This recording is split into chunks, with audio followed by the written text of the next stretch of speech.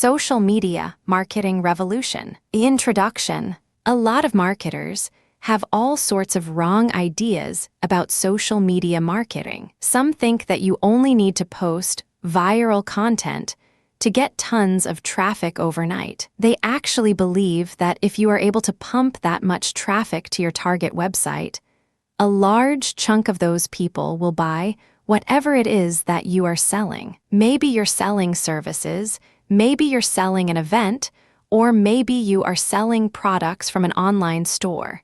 It doesn't matter. According to this idea, you just need to have a lot of traffic, courtesy of viral content on social media, and you will get the conversions you're looking for. There is an assumption that social traffic, regardless of which platform it comes from and regardless of how you qualify that traffic, converts to sales readily. Sadly, none of these assumptions are true. In fact, all of them are tragically mistaken. If you believe in any of these, don't be surprised if you spend a lot of time, effort, and money only to end up with a whole lot of nothing. Welcome to the club. Effective social media marketing can be reduced to one metaphor. Master this metaphor, and you probably will make money on autopilot with social media traffic. Screw up this metaphor or remain clueless to it, and you'll continue to struggle.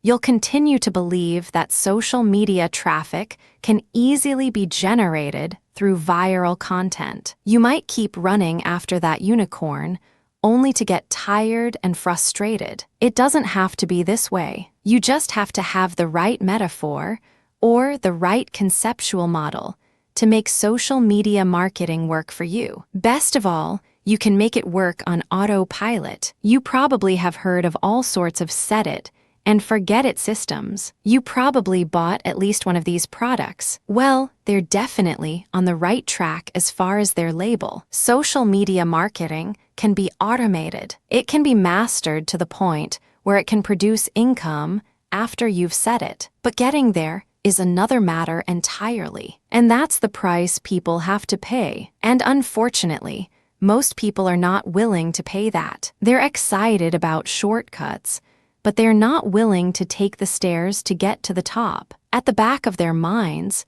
they're thinking that there has to be some sort of elevator. There is no shortcut. You have to work with this metaphor. What am I getting at? Well, the secret to effective social media marketing is an inverted pyramid. It looks like a funnel. That is the metaphor you should have in your mind when thinking of ways to get traffic from social networks and social media platforms, and turning that into cold, hard cash in your bank account. I need you to keep this idea of an inverted pyramid in your mind. It should have a wide base at the top. The top of that pyramid is heavy visibility. It has to be there. You need to be visible on the 4 major social media platforms. I'm talking about Facebook, Twitter, YouTube, and Pinterest. Taken together, the traffic volume you can get from these 4 platforms is mind-blowing. They can potentially pump a tremendous amount of traffic. But that's just part of the equation. That's just the top of the funnel.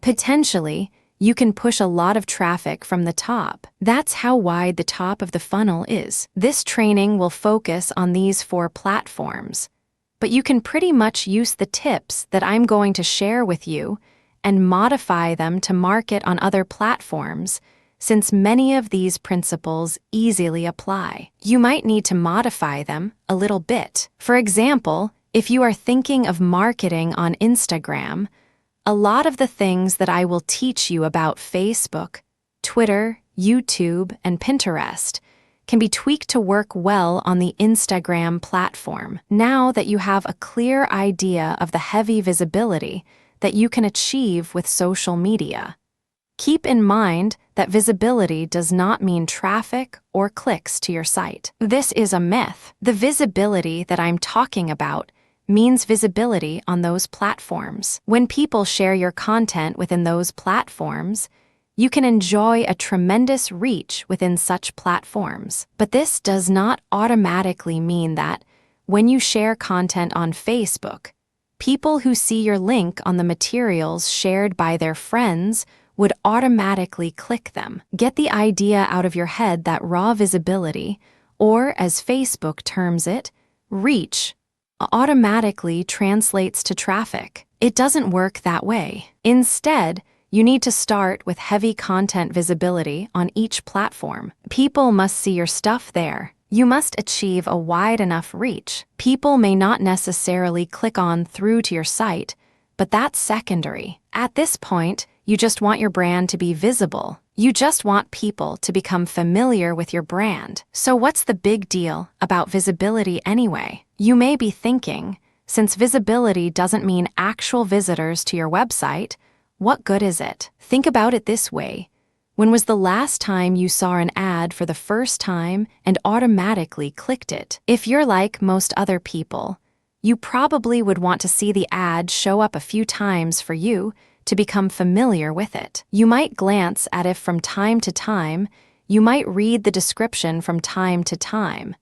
But after enough showings, you might seriously think of clicking through. The same applies to your content on social media platforms. Don't expect that just because you come up with catchy titles and nice, attention-grabbing graphics that this is enough for you to expect a tremendous amount of clicks to your website. It doesn't work that way. People have to be comfortable enough. Your content has to become familiar enough for them to click on it. When audience members click on the content you share through your social media accounts, they get a chance to like your page, follow your Twitter feed, pin your posts, or subscribe to your YouTube channel. They still stay on the platform, but they get a chance to subscribe to your account or follow you. This is the second stage of the social media funnel, or inverted pyramid. You have to develop some sort of in-platform credibility. Your content is not just this random material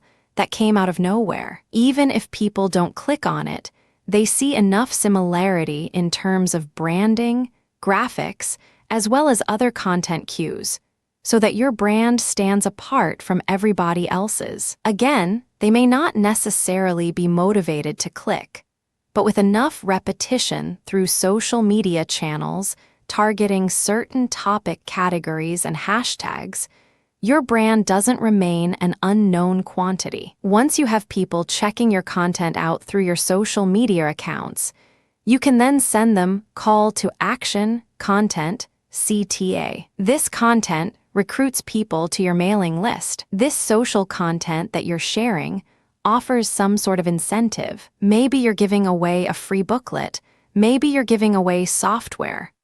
Whatever the case may be, there is some sort of giveaway to incentivize people to click on that link, enter their email address, and join your mailing list. Whether you use freebies, special content, special free tickets to an online webinar that's pre-recorded, it doesn't really matter. Whatever the case may be, the end game is to get people to join your list. The end game, when you look at the funnel, the end game is to get people to that narrow end of the funnel. At that end, you're not necessarily getting them to click on an ad to buy something. You're doing something far more valuable. Instead, you're calling them to action so they join your list. You are converting your social media reach, meaning the top end of the funnel, to list membership, which is at the very narrow point at the bottom of the inverted pyramid. This is where the magic happens. Once people join your list because you have successfully incentivized them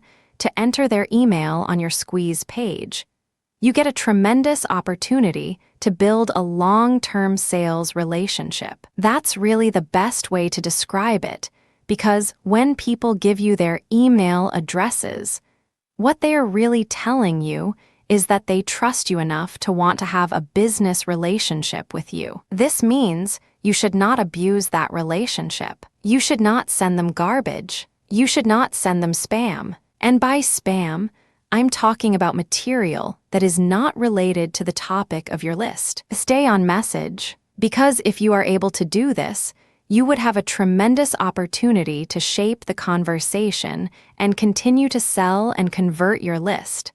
Not just once, not just twice, but over the long haul. There are many successful list marketers who make 7 figures every single year, and all they have is a mailing list. It all depends on how you build that list, who is on that list, and what you are selling on that list. Regardless of how you cut it, you can turn what would otherwise be a huge amount of social media reach into a loyal list. This is the secret to effective social media marketing. You probably haven't heard this before. I would not be surprised, because the vast majority of social media marketing books out there try to trick you into thinking that you just need to harvest all this traffic from social media so people can click like monkeys on the ads on your website. Maybe that worked when Facebook first launched nationally. It definitely doesn't work today. Sadly, this is where too many marketers fail. They screw this up.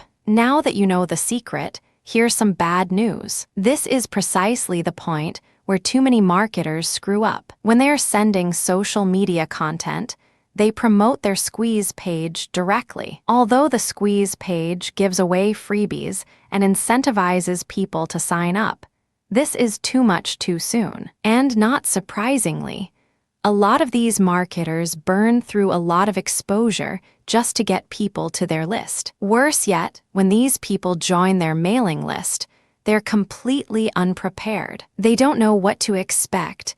They're not properly conditioned. A lot of them are not even fully qualified to become list members. So what do? They end up doing a whole lot of nothing. This is actually the worst kind of list member. It's much better to just have a very tiny list, because if you have a huge list and almost everybody doesn't do anything to put money in your pockets, you're going to be paying for those list squatters month after month. Alternatively, you might attract list bouncers. These are people who join your list just to get whatever premium you're offering, download it, and then promptly unsubscribe. They have effectively bounced from your list. Effective social media marketing. Effective social media marketing means using your social media traffic and highly effective content shared on social media to build successful relationships. Your email list is going to be the platform you will use to convert the relationships made possible through all that social media traffic. You're essentially creating highly targeted mailing lists using content shared on targeted channels on social media. This is the secret to effective, modern social media marketing. Chapter 01: Social Media Marketing. An overview. There's a lot of misconceptions regarding what social media marketing actually is. In fact, when you come across people who call themselves social media marketing consultants or practitioners, chances are very high that they will give you different definitions. Part of this is due to the fact that there are many different points of emphasis when it comes to social media marketing. Some people focus on the content, others pay more attention to the network that the content is going to be addressed to. Others give more of their focus to social engagement. Naturally, to the lay person, social media marketing is a big question mark. I understand if you're confused at this point. In fact, you may be so confused that you try to simplify things in your head and end up focusing on how to get as much traffic for as little effort as possible. That is precisely how a lot of online entrepreneurs and marketers approach social media marketing. Sadly, that is a one-way ticket to failure or disappointment. It's not just going to work out sooner or later. With any kind of project, you have to have the right definition. Otherwise, you are making things harder on yourself. Depending on the definition you go with, you might have all sorts of expectations. And if these outcomes do not come to pass, your resolve and your motivation levels start to suffer. You have to work with the right definition, a winning definition. With all of the above said, what is social media marketing for our present purposes? Well, since this training uses list marketing as its main vehicle for converting social media reach into cold, hard cash, social media marketing is all about content-based audience relationship building. Let me repeat that. Social media marketing is all about content-based audience relationship building. You need to use content in a strategic way. You need to speak to certain audiences and build a relationship with them. This relationship is not this broad word that makes people feel good, but ultimately doesn't mean much of anything. Instead, this relationship has a tangible form. And I am, of course, talking about your mailing list. Once you get people on your mailing list, that's when the fun begins. Everything else is just a work-up or a preliminary prior to that point. You need to get people on your list. Social media marketing is going to be your primary vehicle to get people to your list. Everything has to revolve around that list, and this must shape, inform, and guide your social media actions. Managing your expectations. A content-based audience relationship approach to social media marketing sets different expectations compared to other ways of defining this type of marketing. When you read the typical social media marketing book, for example, How to Dominate Twitter, the focus is on traffic. Unfortunately, if that is your main goal, you end up with the more the better mindset, and you feel really depressed at the end of the day because the traffic doesn't come. Even if it does, there's not going to be enough of it. You have set yourself up to fail. When you use a content-based audience relationship building approach to social media marketing, your focus is on getting the right content in front of the right eyeballs to build the right levels of trust. This is a long-term game. It is definitely a marathon and not a sprint. Since that is your expectation coming in, you position yourself for long-term victory. You're not going to be the typical failed social media marketer who jumps into the game with both feet only to find out that the traffic simply isn't there. So what do? That's right, they quit. Manage your expectations by focusing on the right definition, and you will be okay. The worst thing that you can do right now is to sabotage any chance of future success by defining the problem the wrong way and filling your mind with all the wrong expectations. Social media marketing can build brands now that we've defined social media marketing, the next step is to focus on the end result of this content-based audience relationship building approach. If you do everything right, you walk away with a brand. Let me tell you, that is the best asset you will ever have. Now, in terms of real-world traffic, you may get a low to moderate level of traffic. But if you build a solid brand, that traffic is all you need. That is qualified traffic. These are not random people just blindly clicking on links out of curiosity. These are people who are actually interested in whatever it is you are trying to sell. They want to truly learn more. They want to build a relationship with you because they want to know what you're about, like what you have to offer, and eventually trust whatever it is you are pushing. These are real people, and this is only possible if you build a solid brand. You have to deliver solid value. I wish I could tell you that content marketing is enough to do it. I really wish that I can say that, but that is not true. That only explains part of the situation. Sure, you have to deliver content that people truly are interested in, but at the end of the day, when they join your list, they are expecting and deserve value. That's how you build a solid brand. When people join your list, they will quickly find out that they did not waste their time because you send high-quality updates that actually add value to their lives. Social media marketing can explode the rate at which brands are formed. That's why a lot of people are ranting and raving about social media marketing. But a lot of them are clueless as to how to build a solid brand. Most of the time, they just stumbled into it. I've let you in on the secret. It's all about content-based audience relationship building. There are many different parts to that equation, and I'm going to walk you through them in a practical way in the following chapters. In this section, I just want you to wrap your mind around the definition and the expectations that flow from it. This is how we tightly define the project that you are going to embark on. Anything less, chances are, you're going to beat yourself up unnecessarily because you just had unrealistic expectations. This is not one of those get-rich-quick schemes. This is not one of those overnight success stories. This requires real work. This is the real deal. Are you ready for the journey? Great. Let's go on to Chapter 2. Chapter 02. 8 Reasons Why SM Marketing is Essential. Just to be sure, if you are in any way, shape, or form unclear as to the value of social media marketing, here are just 8 reasons why it needs to be part of your comprehensive online marketing plan. Maybe your current plan puts more emphasis on search engine marketing. Maybe you're currently focused on outreach. Those are all well and good. But to really round things out and add a lot more value to your current online marketing campaign, social media marketing has to be part of the equation. It doesn't have to take center stage.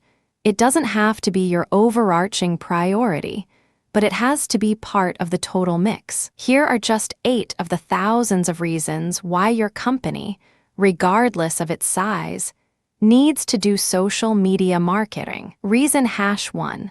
Social media's huge direct and viral reach. If you build a solid page on Facebook, you develop a direct reach. This means that a certain percentage of people who like your page will see your updates. While it is true that Facebook has been reducing the organic reach of Facebook pages recently, there's a workaround to that. When people go to your page, you can instruct them to like your page and then click your page setting to show your updates first. You might want to show a video that teaches people how to do this. You might even post an animated GIF. Whatever you do, clue people in that they can fix their settings to see your updates first. Now, for people to take the time and bother to do this, you have to offer content that is really valuable. This puts the onus on you. There has to be real value on your page for them to want to do this. But you can increase your direct reach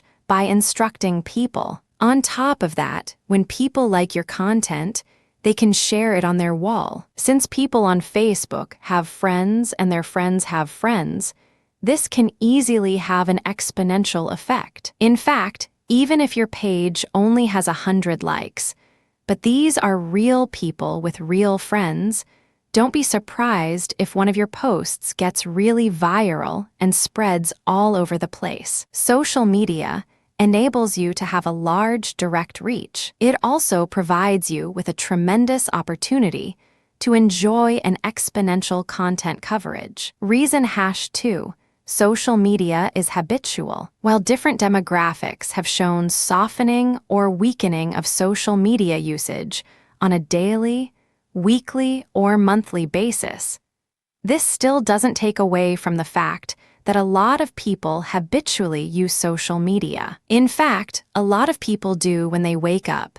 They go their mobile phone or tablet and check their updates. It can easily become a habit. This gives you a tremendous opportunity to get your content and brand in front of many interested eyeballs. Reason #3. Target audiences use different content formats. The great thing about social media marketing is that you're not restricted to just one content format. You're not restricted to video, pictures, links, blog posts, text, or audio files. Instead, different platforms specialize in different formats. And when you create content for one platform, you can easily make different versions of it in different formats to spread out to other platforms. For example, I write a blog post and post it on Facebook. I create a very attention-grabbing graphic for that blog post. So when I post it on my Facebook page, a preview of the image shows up and it grabs a lot of attention. People click on it and they end up on my website. I can take that graphic and share it on Pinterest. I can take the text of my blog post or article and create a slideshow video out of it and share it on YouTube. I can also take the video and embed it on my blog post. I can strip different parts of the article or post itself and feed it into Twitter along with the link to the full post or article. Do you see how this works? You get access to the different audiences of those different platforms by simply repurposing or recycling the same content that you made for one platform and sharing those other formats on other platforms. This increases your potential reach. Reason #4. Most social media platforms can be segmented. If you've ever been to Instagram, you know that when you see a picture, it usually has many different tags. If you've been on Twitter, you'd see that a lot of the hot tweets also have hashtags. Those tags are very valuable. When you use a tag with your content, you are essentially categorizing your content. People use those tags to search for content. This is a very powerful segmentation tool. People who are looking for cute Chihuahua puppies will use certain hashtags that are different from people looking for libertarian political posts. If you have a very tightly defined audience, social media platforms, built-in segmentation tools, and features can definitely help you. You probably already know that huge audiences that are not very targeted are essentially worthless. Thanks to social media marketing's segmentation features, you can get a smaller volume of people from many different platforms, but you can rest assured that these people are actually interested in whatever it is you are saying. These segmentation tools go a long way in helping you build a very refined and well-qualified audience base. This, in turn, increases your likelihood of making a sale. Reason 5. Sharing content on most platforms can be automated. Thanks to tools like Hootsuite and Social Oomph, you don't have to worry about manually going to Facebook or Twitter and copying and pasting materials from a document or spending hours setting up your scheduled posts. You can automate your posts to publish up to 6 months on Facebook. This means that you can set up your Facebook account to post 6 to 10 or more times every day, but you don't have to babysit it because you have fed the content in. The best part is that a lot of these automation tools use bulk feeds, meaning you can format your content in an Excel file and convert it to CSV and plug into these tools. You don't have to input the materials one by one. Talk about saving a lot of time while also maximizing your reach. Reason 6. You can run a 2-track marketing campaign using mailing lists. The heart of a content-based audience relationship marketing campaign on social media is to build a highly targeted mailing list. Now, this is not what you think. A lot of people are thinking that once they build the list, they're on their way to becoming millionaires. Absolutely wrong. There's a missing step. When people join your mailing list, it really is a general mailing list. By general, I'm not saying that it talks about all subjects under the sun. I'm not talking about that. Instead, I'm talking about general interest in the specific topic. You really don't know yet at this point who is a buyer and who is a person who is simply looking for information and is still trying to make up their minds whether they trust you enough. You create a general list, and then eventually you try to upsell them to a buyer's list. How do you do that? Well, you sell low-cost items on your general list. You can sell a booklet for $1. It doesn't really matter what the price is. It has to be very low because what you're really trying to do here is that you're trying to give people a means to identify themselves as a buyer, and you want to make it as smooth and easy as possible. $1 is almost an afterthought to most people. They won't think that it's too painful to buy your product, but once they get to your buyer's list, you eliminate them from your general list, and now you have a pure list of buyers. That list, my friend, is a gold mine. That's where you send your money making updates. That's where you get people to check out your case studies and get them to pay top dollar for whatever affiliate programs or original products you are pushing on your buyer's list. This is called a two-track marketing campaign. It's extremely powerful, and it has made a lot of people rich. But you have to step away from the very common mistake of thinking that once you get a lot of people to your mailing list, you have it made. Absolutely wrong. There is another step that you need to take. Reason 7. Your brand gets natural repetition through multi-platform marketing. Assuming that all your social media accounts on all 4 major platforms look similar to each other, you get many bites at the apple. You really do. When people run into your brand on Facebook, there's a chance they might run into your brand on Twitter. If there is enough graphical similarity between your brands, then they can see that you're all over the place, and they can converse or engage with your brand regardless of where they are on the internet. Eventually, this builds a tremendous amount of familiarity, and people might become so comfortable that they join your mailing list when you call them to action. The best part to this is that it happens naturally by you simply creating accounts on all the major platforms. Your brand speaks to people who are interested in your niche, regardless of where they go. Reason 8. Save money through content repurposing. Make no mistake about it, content generation is expensive. Even if you hire highly qualified, talented, skilled, and experienced people from countries with huge numbers of people who speak English as a second language, you can still be out thousands of dollars every year. High-quality writers from places like India, Pakistan, and the Philippines may be cheaper than American writers, but their costs still add up over time. One of the things about social media marketing that really excites me is the fact that you can create content and repurpose it into many different formats. This reduces your cost. If I hire a writer from India and pay that person $1,000 a month, I can get a fixed amount of content. At this point, I can choose to pay that person another $1,000 to get even more content. Or I can take whatever content he or she produced and turn them into videos, infographics, or strip them down into questions for tweets. I can turn them into diagrams.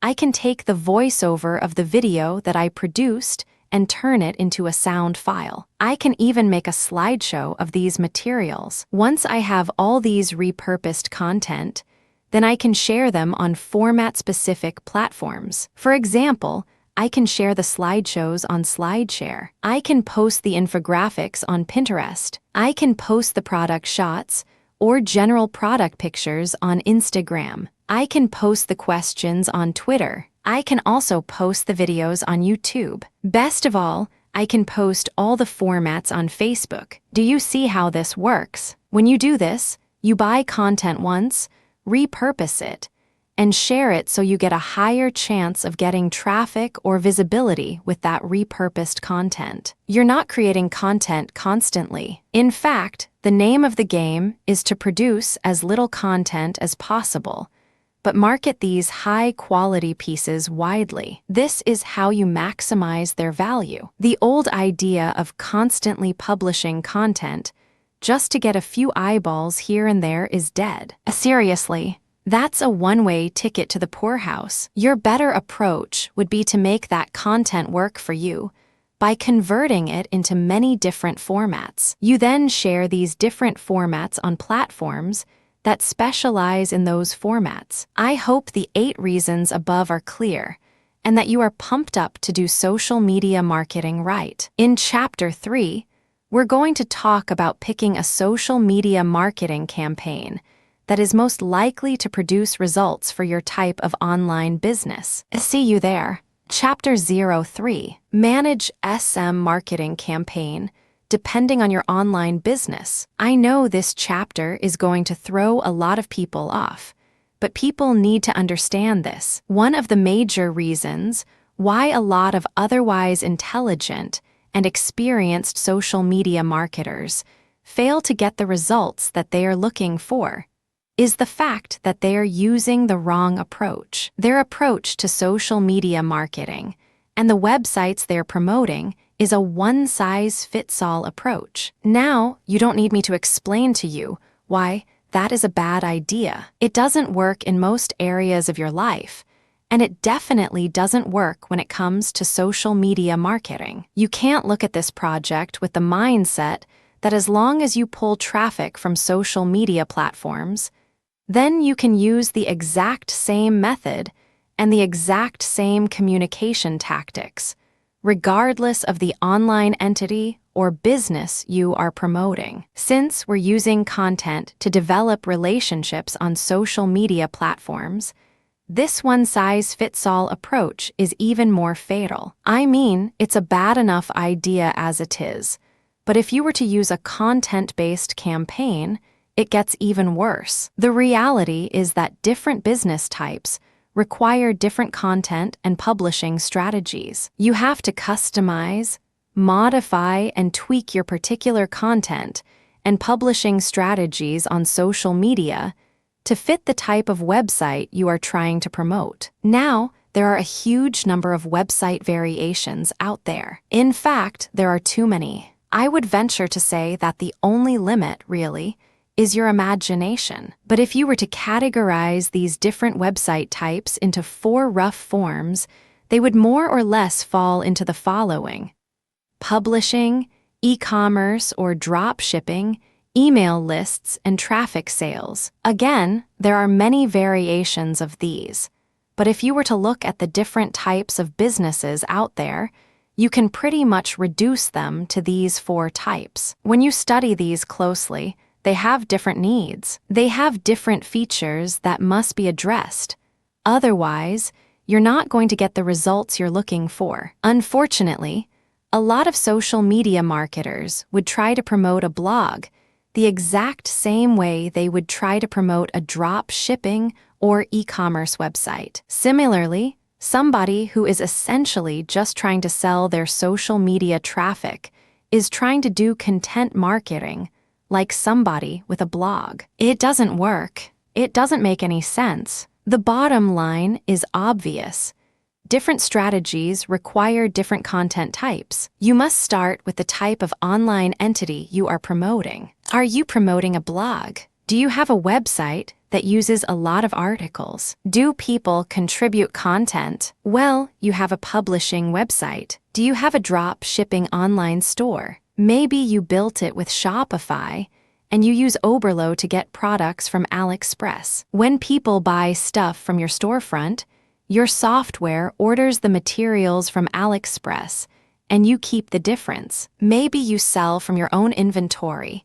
It doesn't really matter. You run an e-commerce website. This is very different from a publishing business. Similarly, if you make your money through your mailing list, you can't market on social media the same way as you would if you had an online store. Again, different strategies require different content types. What do you have available? Now that I've gotten you thinking about how special your specific website target is, I need you to look at the different content types available to you. You need to think outside the box. You need to look at all the available options out there and how you can create content that is tailored to your specific type of online entity. Here are the list of content types you can use to promote different online entities, but your specific focus and specialization should weigh more heavily on certain types of content instead of others.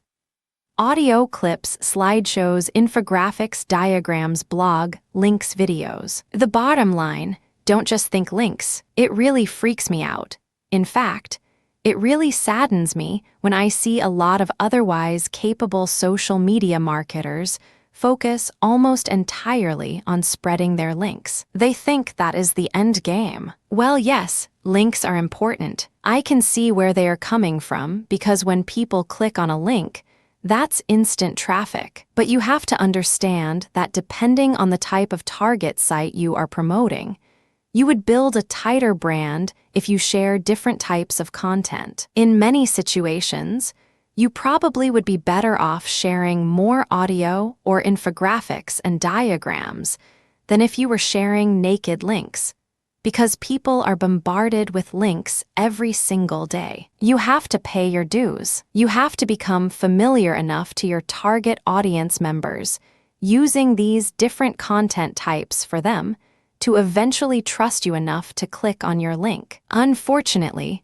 a lot of people have this in reverse. They start with the links, and when they get desperate, they then use other types of content. At that point, they are a day late and $1 short. Don't do that. Instead, use the derivative content first and then play up the links. Also, not all of these formats work with your particular type of website. I would suggest that you look at your competitors first and pay close attention to the type of content they are currently sharing. What kind of format do they use? Are they sharing mostly picture quotes? Are they focused primarily on video? Do they have a special fondness for diagrams? This is not random. This is actually telling you all you need to know about how to appeal to your target audience members. This is no time to be revolutionary and come up with something completely out of left field. That's not going to work. There's a reason why your competitors are not doing that. At this point in the game, you should focus on what everybody else is doing and reverse engineer their formats. Once you have established a distinct brand, then you can experiment with different formats, different ways of doing things, and possibly come up with something that is distinct to your brand. But until and unless you reach that point, you need to focus first on reverse engineering what everybody else is doing. In other words, let them do your homework. Focus on what they are doing right and build on it. Figure out their areas for improvement and come up with a more compelling offer. Pay attention to what they're not doing. Avoid those because obviously it doesn't pay. I hope I'm being clear here. Make sure that your content types, as well as your sharing strategies, fit the type of business you're in. A little bit of reverse engineering can definitely go a long way. Chapter 04, the classic way to do social media marketing and why it is a waste of your time. Before I jump into the actual meat and potatoes of this training, I need to devote some real estate to how other people are doing social media marketing. I need to do this because it's very tempting for people to engage in the same practices. I can see where they're coming from. It is easy. It's like seeing some chump change in front of you, and it's almost irresistible to fight the urge of bending over and picking up that change. But when you do that, it will throw you off. It will give you a false sense of incentive or reward. And don't be surprised if you end up giving into your worst instincts only to walk away with less than nothing. This happens all the time because human beings, being the way they are, would always take the path of least resistance. Who can blame them? But by warning you about how this works out, it is my hope that you stay away from this and focus instead on investing your time, effort, and energy on the right way to do things. The classic approach to social media marketing. So what is the classic approach to social media marketing? Well, it's actually quite simple. Whether we're talking about Instagram, Twitter, or Facebook, you need to only follow, like, or friend people who are interested in your niche. You connect with all these people, and then after you have followed them, a lot of them would actually follow you back. For example, on Twitter,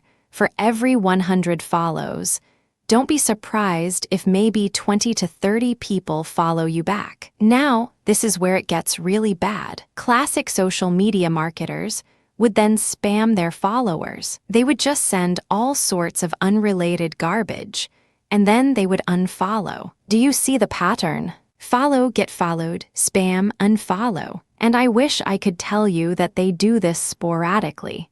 But instead, These self-professed professional marketers use all sorts of sophisticated software to do this. Up until a few years ago, this worked like a charm. This was a great way to get a lot of Twitter traffic. But not anymore. This pattern instead can get you banned. More importantly, whatever traffic you do manage to get using this tactic is not going to be any good. Why? There's no targeting. You're not pre-qualifying these people who would follow you. The only reason why they followed you in the first place is because you followed them first. Where's the selection there? Where is the targeting there? Now you can make wild guesses, but ultimately it's a volume game and it leads nowhere. The return on effort is not there. I'm not saying that you can't make any sales doing this technique. I'm not claiming that. But what I am saying is that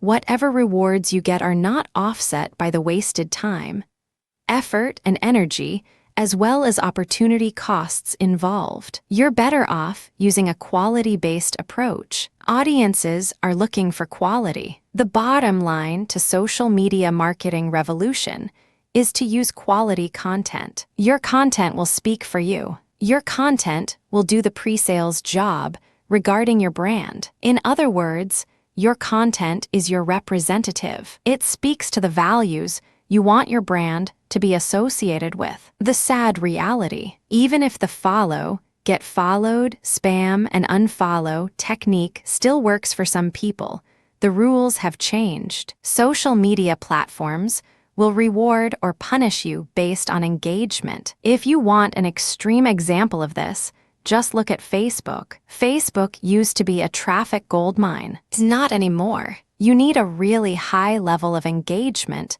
to preserve your reach on Facebook. If you get normal levels of engagement, good luck. That's how bad things are.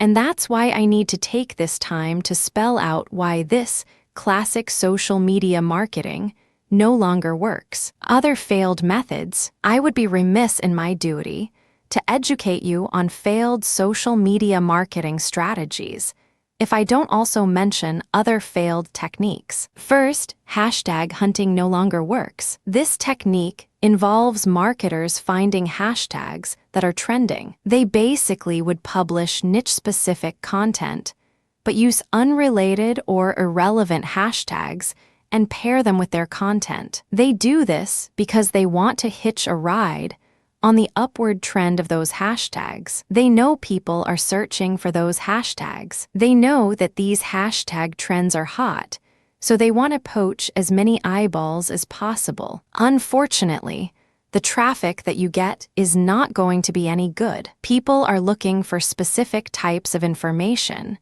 and when they see that your content is so obviously unrelated, they're not going to click through. You might even get reported. Another failed method you should stay away from is influencer spamming. There are many influencers in almost all niches. If you want to see this in action, go to Facebook or Twitter. There are many specialized pages and specialized Twitter accounts. Now, constantly mentioning those influencers on your content is not going to help if your content doesn't really add any value. There has to be a reason why you are engaging with these influencers. And drawing their attention is not enough. Getting them to look at your content because you think your content is hot is a lousy idea. Instead, you should focus your engagement tagging based on what they did. For example, if an influencer was talking about recent trends in athletic shoes, then that person would be fair game for an article I post regarding the latest trends in athletic shoes and what they mean in terms of the bottom line of large footwear apparel companies. That influencer would be directly interested in what I have to say because I am sharing content that is not only high quality, but is directly related to stuff he or she is already talking about. Do you see the specificity here? Do you see the direct link? Now, compare this with an influencer who talks only about forks, and I tag that influencer when I'm talking about Bitcoin. That person is going to be annoyed. Do you see the difference? Finally, automated publishing with no outreach is not going to work. Basically, what you're doing is you're throwing spaghetti on the wall and hoping something sticks. If you're just publishing content on an automated basis on Twitter, Facebook, Pinterest, and other platforms, it's anybody's guess whether people would actually engage. You have to do some outreach. You have to draw eyeballs to your content. You have to find existing pools of highly qualified audiences and get your social media account in front of their eyeballs. Use your very best content. If you do this right, your automated publishing on social media will be greatly rewarded. Use a shotgun approach, and you're probably going to get the same results as other failed social media marketers. Chapter 05: Steps to Quicker and Easier Modern SM Marketing. In this chapter, I'm going to give you an overview of the 10 steps I'm going to teach you in this training. This training is a product of many failed experiments. Believe me, if you've been exposed to some type of hot or groundbreaking social media marketing technique or strategy, I've been there. I've done that. This training is a product of all my experiences. I know what works and I know what doesn't. I also understand that people have different skill levels, time horizons, and project resources. I understand the limitations. I understand most people's concerns regarding social media marketing. Accordingly, I've come up with a 10-step program that appeals to most social media marketers, regardless of how small or how big their budget is, and regardless of their skill levels. If you're looking for a truly effective social media marketing game plan that you can set up to pretty much work on autopilot, this is it. Please understand that these steps that I'm going to lay out are exactly that. Steps. You need to follow them. You can't skip a step. You can't assume that since I mentioned certain keywords, or I'm talking about certain themes and topics, that you have mastered this already. I need you to look at all this information with an open mind and pretend you are learning social media marketing all over again. If you don't have that mindset and you are all too eager to skip steps, don't be surprised if the plan that I'm teaching you will not work for you. How can it? You zipped through it. You rushed. You skipped through certain key parts. You need to be patient with this program by going through each step. Don't go to the next step until you've mastered the step you're on. I know you're busy. I know you don't have the time, but you need to do this right. Otherwise, you only have yourself to blame if things don't work out. Are we clear? Okay, here are the 10 steps to faster and easier modern social media marketing. Niche research and targeting content curation. Reverse engineer your competition's top content. Create fine-tuned payload content. Market your mailing list. Unlock the power of repurposed multi-platform content. Automate content sharing. Scale up your targeting cell to your list. Differently reinvest your profits the right way. Those are the 10 steps. I know they sound pretty simple. They definitely appear pretty straightforward. But the devil, as always, is in the details. See you in the next chapter. Chapter 06: Niche Research and Targeting it the Right Way. I can't even begin to tell you how many times I've run into social media marketers, and they automatically want to know about traffic generation. Forget about niche research. Forget about consumer intelligence. Don't worry about setting up the right site to get in front of the right target audience eyeballs. Let's just skip straight to the good stuff.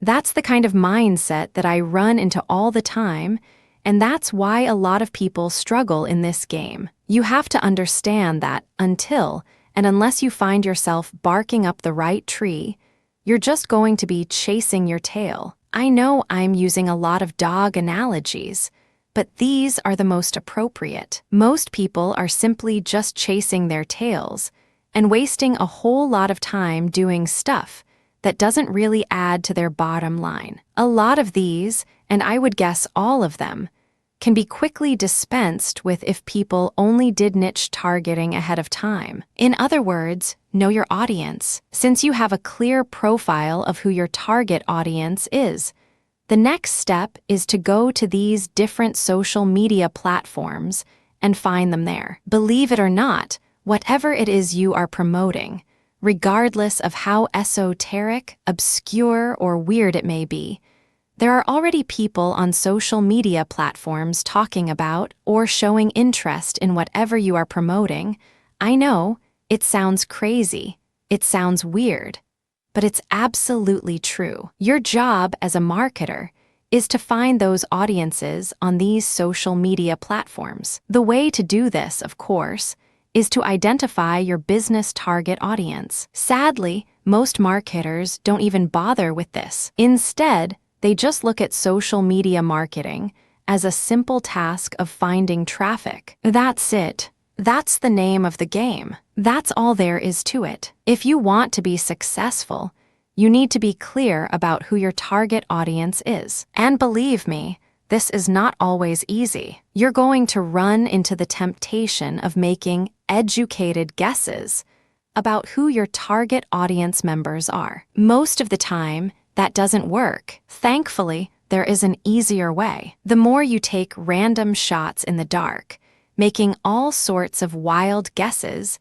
the more money and time you will lose. There is a shortcut here. Find your competitors. Seriously, just find them. And let me tell you, regardless of how weird, esoteric, or seemingly unknown your niche is, there will at least be one competitor on social media. Find that organization or business and let them do your niche and target audience research for you. Since they've already started and they are already speaking to your audience, find out who your competitors are and look at their social media profiles. Reverse engineer who they're following. Pay attention to who they're targeting. Look at how they categorize themselves. In the most simplest terms, pay attention to the hashtags they use with their content. These clues should be enough to give you an idea of where to start. This way, you get a head start. You're not completely stuck in the dark and absolutely clueless as to what to do. Instead, you have some objective, tried, and proven information you could work with. Pick your target niche. You have to remember that every business can be positioned in at least one of two ways. The bigger your niche, the more angles you would have at your disposal. You can look at different subsegments of your niche. You need to understand how this works because you might think you have a clear niche, but it may well turn out that there are many different layers or tiers to that niche. There might be different subsegments there. You should have a clear understanding of what your niche is generally, and what subsegments exist within that larger niche. Again, you can reverse engineer your competitors to take a stab at this. Regardless, you need to do this. You need to get this information. Now that you have an idea of what your target niche is, go to the different platforms like YouTube, Facebook, Twitter, and Pinterest. Now, look at whether these places have sizable content areas or messaging areas like Facebook pages, groups, Google+ communities, Twitter hashtags, Pinterest pinboards, and existing YouTube channels. Pay attention to these places and see if your niche is big enough on those different platforms. If you notice that a particular platform doesn't really feature that much content for your specific niche, this is a red flag. The demand may not be there. The audience size might not be worth your while. On the other hand, if you see there's a lot of videos regarding the topics that you're going to be hitting, this may be a good sign. But you need to do another level of analysis. Pay attention to the number of competitors you have. If there seems to be a huge number of competitors fighting over the same niche, then this is going to be a problem. But if it turns out that there's a lot of content targeting your niche, but they're only produced by a handful of people or organizations, this is an encouraging sign. Also, pay attention to how active your target audience members are. Look at the content that's being shared regarding your niche? Do you see a lot of engagement? Do people share this stuff? Is the hashtag quite prevalent? Look for these and other objective indicators of activity. When you wrap your mind around these indicators, then you should have a clear idea of whether you should target your niche at a particular platform or whether you should ignore a platform altogether. List out your niche indicators. While you're doing reverse engineering, pay attention to how your niche is indicated on platforms. These involve hashtags, categories, keyword targets, labeling patterns, and tags. Use these to do the analysis I described above. Again, in any niche, there are sub-niches. So your goal here is to find a sub-niche or a way of positioning your content so you don't run into a ridiculous amount of competition. You're still tapping into a sizable pool of demand, but you're not making things impossible for yourself by running headlong into well-entrenched professional competition. You will probably need to keep experimenting with different sub-niches until you find one that is promising enough. Chapter 07: Your secret social media marketing weapon.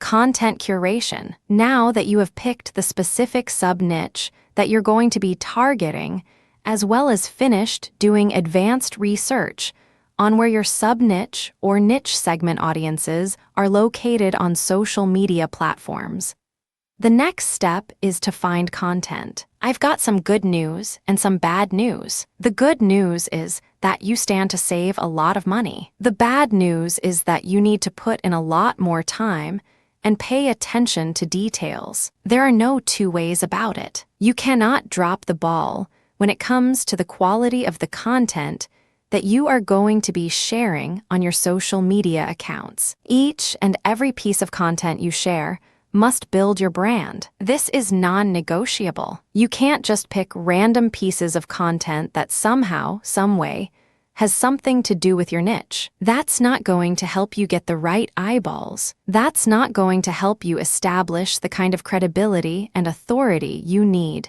to eventually convert highly specific and qualified traffic from social media into cold, hard cash. What is content curation? As I've mentioned above, you stand to save a lot of money with content curation. This should be obvious. After all, you're not going to be using the content that you yourself created. Content curation is all about picking other people's content and sharing those materials on your social media accounts. This creates a win-win situation. Since you're sharing links and descriptions of such content, the creator of that content gets free traffic. You, on the other hand, get to build up your credibility because people are rewarded for following your accounts with highly targeted, highly specific, value-added content. Everybody wins. The user wins, you win, and of course, the original content creator comes out ahead. This is how it's supposed to work. You win big time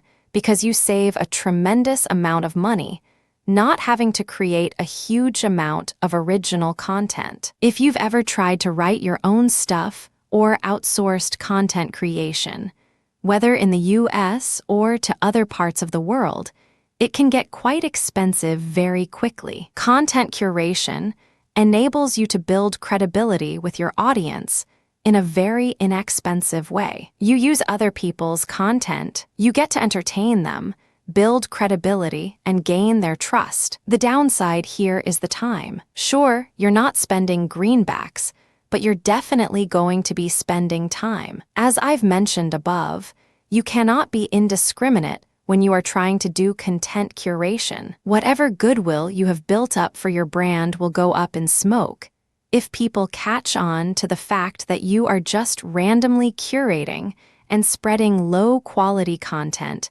that may have something to do with your niche. That's not going to cut it, not by a long shot. Adopt the right content curation strategy. Now that you know where your target audience members are on social media platforms, you build credibility by populating your social media accounts with highly credible, high-authority third-party content. This is called curation. In between those materials, you are going to be sharing your own original content. From time to time, you're going to call people to action to take a look at the incentives you're giving away for them to join your mailing list. This is how you play the game. When people follow you, they are rewarded with top-notch content. It doesn't really matter whether you produced that material or it was written by somebody else. Your followers get rewarded for following your account. They get niche-specific material. Eventually, you build trust with them because you only send them the very best materials. They start paying attention to your own materials. More importantly, they start noticing the content you share, which actively encourages them to sign up to your mailing list. This is the key. You intersperse your own original content. You create an impression of quality in their minds because you're sending only the very best third-party content. You then mix in your own original content, which is of the same quality as the other stuff you're sending. Eventually, they warm up to your brand. And this is where your call to action content comes in. You call them to action regarding the freebies you're giving away. Maybe you're giving away software, a booklet, discount codes, or even a full-blown book.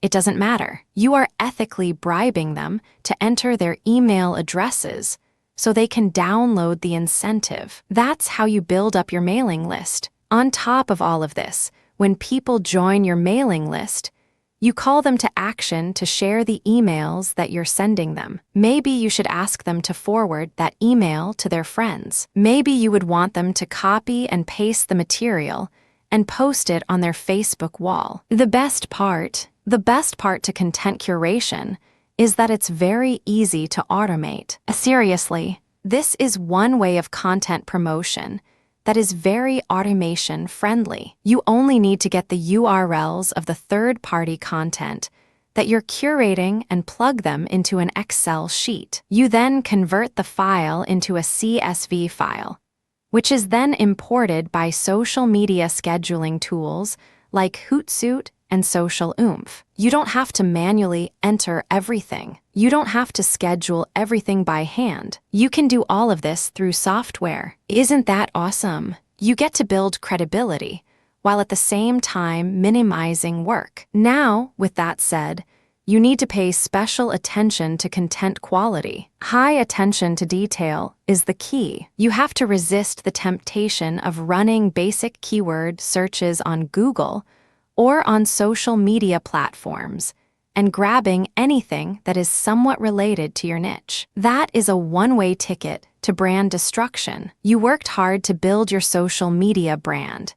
It really would be a shame to see all of that go up in smoke because the content you're curating is very unpredictable when it comes to quality. There may be several days where you're sending the very best, cutting-edge reports on your niche, followed by a few days of just completely worthless content. What do you think prospective fans would think? Either they would think that your brand is unreliable or you're unprofessional. Whatever the case may be, you're not going to be convincing people that your brand focuses on the very best in your niche. You need to be very discriminating when you select your content. You have to read through the materials. Make sure that the content is alive, updated, and well-written. This, of course, takes time. The trade-off, obviously, is that you don't have to spend money. Regardless, you need to pay close attention to the content that you're sharing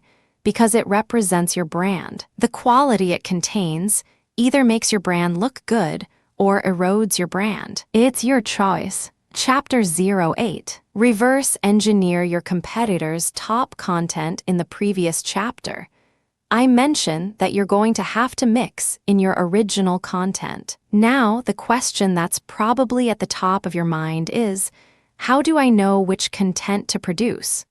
Well, there are two ways to do this, like I mentioned earlier in this training. You can try to figure things out on your own and engage in all sorts of experiments.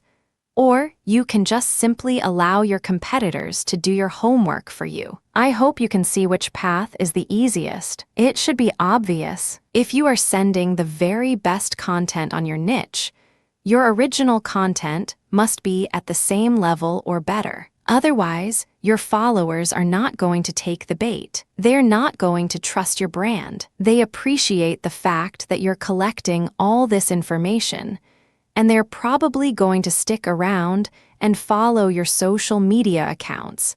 However, you can't count on them to do much of anything else. There's really no incentive for them to join your mailing list. Why should they? Your content is not that great. They only need to compare the kind of original content you produce with the other top-notch third-party stuff you're sharing to see your weakness. Do you see the problem here? You have to produce top content if you want your brand to be credible. Thankfully, this is easier than you think. Simply reverse engineer your competitors. Look at their most successful stuff. How do you know?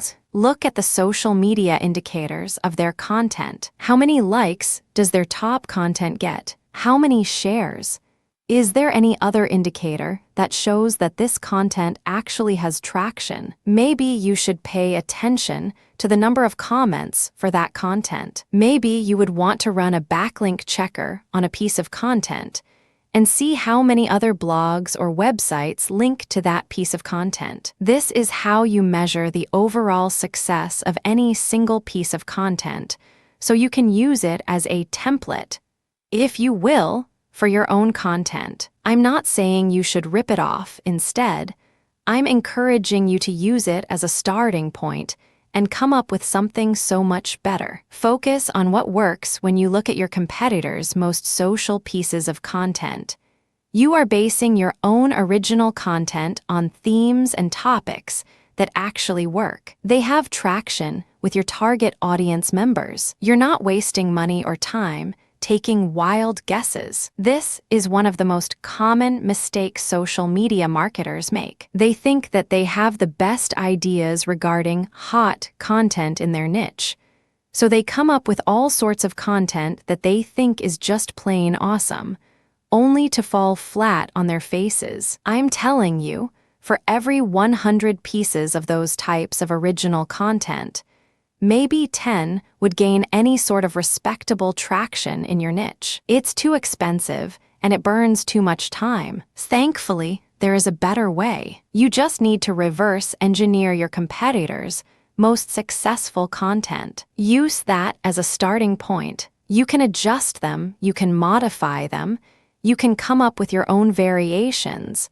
but at least you get a head start. At least you're in the ballpark when you start off. You're not just taking random shots in the dark. Learn from your own success. After you have started curating and mixing in your original content, pay attention to your statistics. They should tell you which of your content gets the most love. If you notice that a handful of your curated third-party content gets a lot of retweets, shares on Facebook, or any other indication of social media engagement, pay close attention to those pieces of content. At some level or another, they struck a nerve. They caught your audience members' attention in a very positive way. Find these successful curated pieces of content and create original versions of them. Similarly, if you have many different original pieces of content, only a handful of them would be really successful. Pay attention to those. Find them. Once you've identified them, create more of them. Focus on the same themes and present similar information the same way. The key here is to focus on what works and expand it and grow it. Ditch the stuff that failed. Build on your strengths. Create derivative cross-platform versions of your most successful content now that you have a clear idea of how to create content that has proven traction.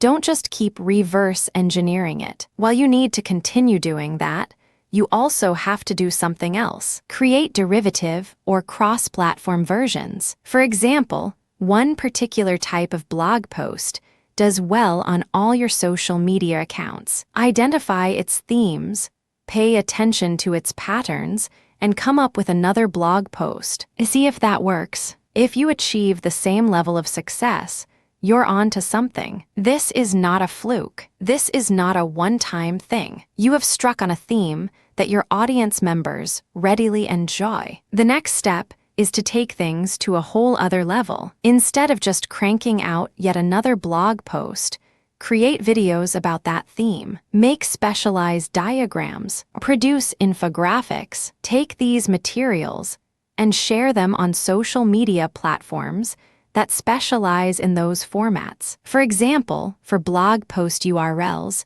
share them on Twitter and Facebook. For videos, share them on YouTube. For diagrams and infographics, share them on Pinterest. Drilling even deeper, look at your hottest blog posts and strip out key questions and use these as leads or titles for tweets. Tweet the same content several times over the course of a week. Of course, don't drop it all in 1 hour, but space them out. Still, when you use the right questions, you become very visible on Twitter. Pair these with the right hashtags. The bottom line. The great thing about content curation is you save a lot of money, but you are also positioning yourself to build on your strengths. You focus on things that you're doing right and figuring them out so you can predictably produce successful content. Now, this is not going to happen overnight. You have to keep experimenting until you find the right themes that consistently work with your audience. Chapter 09. Fine-tune your payload content. As I have mentioned previously, you can come up with your very own content based primarily on the social signals of the top-notch third-party materials you are curating. Put simply, when you are going through your research, you will keep coming across certain pieces of content which get a lot of engagement on social media. These are all the objective indicators you need to understand that you are looking at high-quality, high-demand content. At that point, you can come up with your own version of that content. You can use it as a template, so to speak. Another approach would be to just do curation first. You just take all the high-quality third-party content with great social signals and put them all on auto-publish on your social media accounts. You run this curation campaign for several weeks. Soon enough, you will see a pattern. Eventually, you will see that some of these materials get a lot more engagement than others. At that point, you can then come up with your own version. Personally, I pick my own content using both methods. If I'm in a hurry to get people to sign up to my mailing list, I do the first method. But if I'm unsure about the niche, or I'm still trying to feel my way around in terms of understanding my audience, I would stick to the second method. There is really no one right answer. It really all depends on your situation. The great thing about the second method is that you are picking out your original content strategy based on what actually works in terms of your social media accounts. You have to understand that even though high-quality third-party content may have a lot of objective social signals, those signals may have been generated in different contexts. Maybe the original publisher was doing something that you may not be doing. Do you see how this works? Still, you can definitely do the first method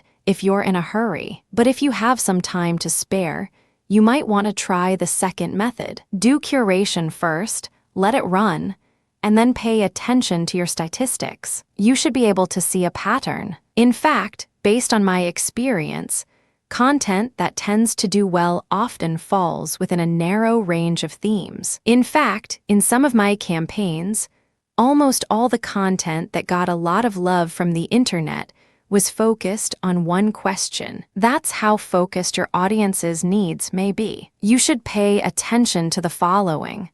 Look at the engagement of the content and the click-through. A lot of social media marketers drop the ball at this point. They think that it's all about engagement. I'm telling you, regardless of how many likes, shares, or comments a piece of content gets, if people don't click through, those engagement signals are not worth much. Remember, at the end of the day, you want traffic. That's the whole reason why you're doing this in the first place. Getting caught up in how many shares, likes, or comments you get is not going to do you any good. You have to always pay attention to click-through. There has to be some sort of ratio between total engagement and click-through. The higher the ratio of the click-through, the more attention you should devote to a piece of content. Study high click-through and high engagement content closely. Now that you have identified curated content that performs well,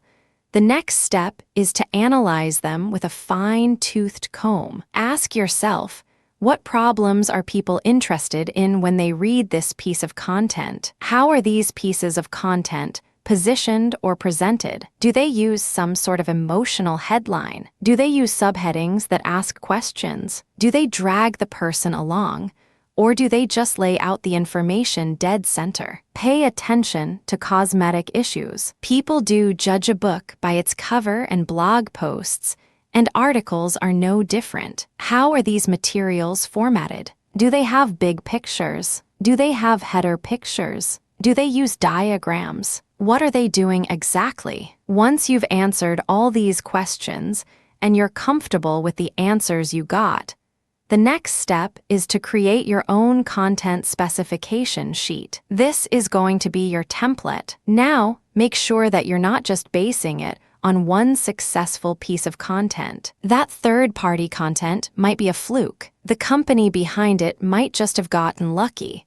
And for some reason, that piece of content went viral. That's not going to help you. You have to base your template on the success of many different pieces of curated content. This way, you can be more confident of the fact that even if you barely comply with all the specifications, you would at least get some decent and positive results. Using the information above, create payload content. Now that you have gotten your template together, you need to create your own high-quality, high-engagement original content. This content is going to be used to sell people on your mailing list. When they read this content, they're supposed to get excited about joining your mailing list. This is content that is most likely to be credible and most likely to be shared. Are you excited? Well, don't get too excited. A lot of people jump in with both feet and they end up sabotaging themselves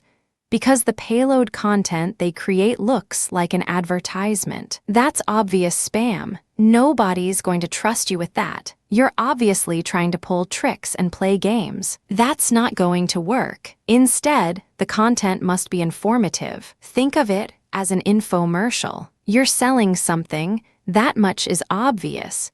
But people have to walk away with solid value. You have to walk that tightrope. There's a thin line between shoving stuff down people's throats and providing solid value without asking for anything in return. You have to come up with a decent compromise between the two. The bottom line is, whatever you do, the content you produce must be valuable. It must add value to the lives of people reading your materials. That's how you build credibility. That's how you get people to get excited about your mailing list. Remember, your list is supposed to add value to their lives. It's going to be very hard to give that impression when the content that you share is worthless. I hope you can see that. I'll see you in the next chapter. In Chapter 10, market your list right. Now that you have figured out your payload content, the next step is to understand what kind of giveaway you're going to have to use to get people to sign up for your mailing list. In an ideal world, people can see the value you bring to the table. They only need to take a look at the content you share, as well as the crucial information they get from your premium content. They see this premium content, and they see what you're about, what you have to offer, and why it's such a good idea to sign up to your mailing list. Unfortunately, things don't work out that way. Even if you have the very best blog posts and articles on your website, people still need a push to sign up to your mailing list. This is where incentives come in. You're going to offer free high-quality premium content, but you're going to repackage it in a way that people would appreciate. Maybe you put it in a book. Maybe you would come up with some sort of cheat sheet or resource sheet. Or perhaps you can strip it all down into a booklet or even convert it into software form. Whatever the case may be, this premium free giveaway content is going to act as an incentive for people to join your mailing list. They get a copy of whatever it is you are giving away for free in exchange for their email. I call this an ethical bribe. You're bribing people to sign up to your list. Normally, they wouldn't. Only a very few people would take the time and bother to sign up for your list, regardless of how awesome your blog posts and articles are. That's just the reality. Finding out what to use as an incentive. I hope you can see the logic behind giving away freebies so people can sign up to your mailing list. People need a push. People need some sort of extra sweetener to get the deal going. They need something extra to get them off the fence and onto your mailing list. Now, the next step is to figure out what kind of incentive to give away so people would join your mailing list. The good news is, you don't have to start from scratch. You don't have to take wild guesses. You don't have to take shots in the dark. When you pay attention to your top-performing original content, you should have all the information you need to come up with a compelling incentive. For example, if you run a gardening blog and you notice that a lot of people click on share and otherwise engage with your content on tomatoes, it's probably a good idea to come up with a free giveaway book on how to build your own inexpensive tomato greenhouse. Do you see how this works? Pay attention to your best performing original content. Look at the questions they answer and look at the questions they fail to answer. This way, you can use your popular content as a launching area for your incentive content. You let your readers know that if they need more information, and they will because the content that they are enjoying are missing certain items, they should click on this link. That link, of course, is your squeeze page. The squeeze page advertises your giveaway and lists out the reasons why people would want to download that giveaway. It's pretty straightforward. You're just offering premium content that your other freely available content is already pointing to. They're pointing to that content because they don't contain that material. They do a good job building credibility and authority. They do a great job adding value to the lives of your readers. But it's also obvious that there are certain parts that are missing. For those extra materials, they have to sign up. It's absolutely free. It doesn't cost them a dime, but they need to sign up to your mailing list. This is how you set up your mailing list. It has to be closely tied into your premium content, coming up with incentives or freebies that look like they came out of left field. Because they're unrelated to whatever it is you're currently doing is not a good idea. Chances are quite good that you're going to fail. When you come up with incentive content that is directly related to the materials you're already sharing, you create a feeling of value. There's also a feeling of exclusivity. After people have seen your content and have become aware of what you are and what your brand is about, you let them in on a special premium. This is a special deal that other people who haven't accessed your brand have no idea about. Position all your original content to push your mailing list first. To play up the value of your incentive content, you first have to promote the value of the mailing list. I know this sounds counterintuitive, but if you think about it, it makes all the sense in the world because in reality, it's the mailing list they're signing up for. The freebie that you're giving away is just a bribe. It's intended to get people to enter their email address and nothing more. If you were to use all your original content to play up the fact that people can get this additional content, don't be surprised if people sign up to your list and quickly unsubscribe, because they really don't care about your list. Again, you are walking a tightrope here. On the one hand, You want people to get excited about the premium you're giving away for free in exchange for their email address. On the other hand, you want people to see the value that they would get by being members of your mailing list. This is how you should play it. All your original content should push your mailing list first. I'm not saying that you should not tie it into the incentive, but your original content should highlight the fact that when people join your mailing list, they will continue to get valuable information. This is the key, because when you use your tried and proven content to push mailing list membership, people are less likely to join your list and immediately unsubscribe. They are aware of the value that the list can possibly bring to their lives. You then play up the premium content as part of the membership. In other words, it's an extra. It is not the main focus of the list. Keep the list separate from the premiums you use to get people to sign up to your list. I hope this is clear because you want to play up the list first, but it must be obvious that you are using the premium content, whether it's a free book, a booklet, a cheat sheet, some sort of pre-recorded video, or something else, as a means to get people to make a decision. That's the bottom line. You want the incentive to push people to make a decision to join your list, but all your original content, and your website by extension, should push the reader to see the value of being a list member. A lot of social media marketers completely blow this. They think that it's all about marketing the incentive. Well, to continue with the example I raised earlier,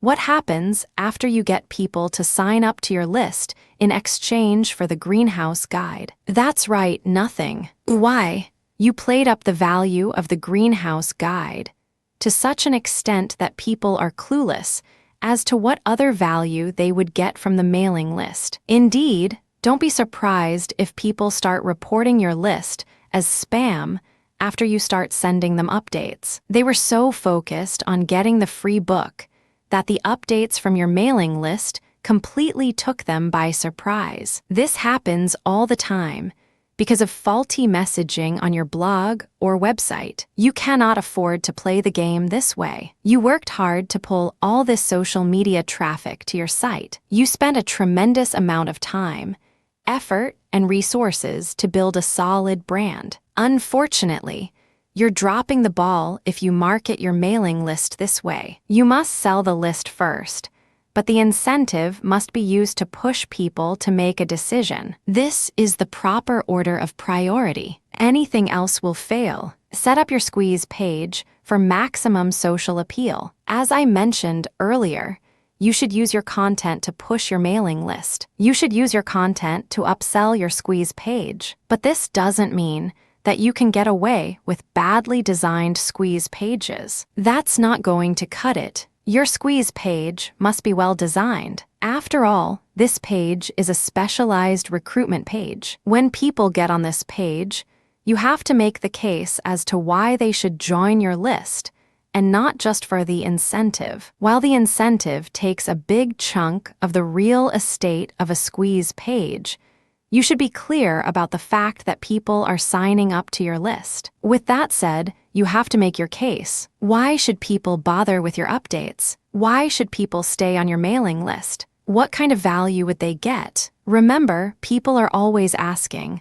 "What's in it for me?" Your squeeze page must answer that question effectively, clearly, and powerfully. Your squeeze page must be well designed enough to be able to make that connection, while at the same time, it must be easy to market on social media. Maybe you should have a graphic on your squeeze page that can be easily posted on Pinterest. Maybe you should have a video on your squeeze page that can easily be shared on YouTube. There are many ways you can go with this. What's crucial is that your squeeze page must be social media ready. At the same time, it should also do a good job recruiting people. Set up the right confirmation page. When people join your list, thank them and make them feel welcome. You also have to clue them in regarding the content they should expect to receive. Make them feel that they just did the right thing. Make them feel that they solved a major problem. Not only do they get access to the digital freebie you're giving away, but they're also going to be receiving valuable information regarding a particular topic that they have problems with. This is how you sell the list. Simply hyping up and over-promoting the premium is not going to help you convert social media traffic into cash. That's just not going to happen. You have to sell the list. You have to build trust in the list. Chapter 11. Unlock the power of repurposed content. I've already described this in an earlier chapter, but this topic is so important it deserves its own standalone chapter. When you create original content for your blog or website, you already know that this content has some sort of traction in your niche. You already know that there is a significant amount of demand for this particular type of content. Not only did you base your decision on the social signals of your reverse-engineered competitors' content, but you're also picking out content choices based on your own statistics. In other words, you're basing your best content on tried and proven material. You're not taking shots in the dark. You're not taking wild guesses. You're not crossing your fingers and hoping that something sticks. Instead, you have based your decision on what actually works. Congratulations, but you shouldn't stop there. Once you have noticed that this content really performs based on the amount of clicks as well as the social media engagement it gets, the next step is to repurpose that content, turn them into other types of content, and reshare them on platforms that specialize in those content types. For example, if your blog post is getting a lot of retweets and clicks, you might want to strip the blog post into questions. This isn't all that hard because if you look at any type of content, it consists of answers to questions. The questions may not be obvious. The questions may not be plainly stated, but the content is meant to address certain concerns. These concerns can be reworded into questions. Strip your most powerful and best performing content into a series of questions. Each question then is linked to the article or blog post that answers it. Tweet these and pair them with niche-specific hashtags. By using automation tools, you can rotate different questions that essentially promote the same piece of content. Since you're rotating hashtags, there's a high chance that different people looking for different segments of your niche would become aware of your tweet and possibly click through. Another thing you can do is turn your article into slideshows. Each article brings to mind many different mental images. Come up with different pictures for each of the topics raised by your article and create a simple slideshow using PowerPoint. Share these PowerPoint presentations on SlideShare. You can also use other tools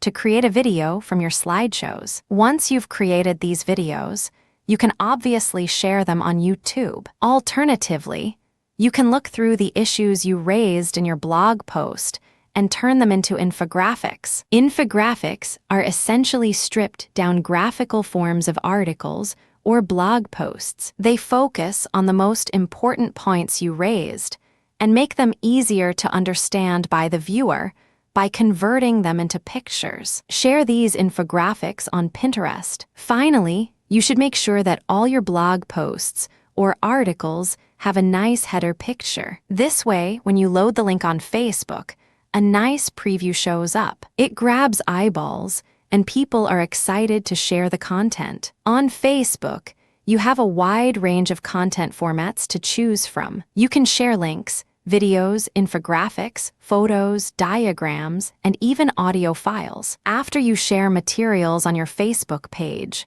you should then get the link to that post and then share that Facebook page link in Facebook groups that cater to your niche or a related niche. This is how you unlock the power of repurposed content. If you play the game this way, you spend less time creating content and more time promoting. Promotion is the name of the game. You may have great content, but it's not going to do you much good if people don't even know it exists. For every hour you spend creating content, you should spend 10 hours promoting that piece of content. This is how you build up a successful mailing list. This is how you create a solid brand on social media. Start with powerful content, but create different versions and spread it on many different social media platforms. In Chapter 12, use automatic content sharing. Before I get into content sharing automation, I want to highlight one other important reason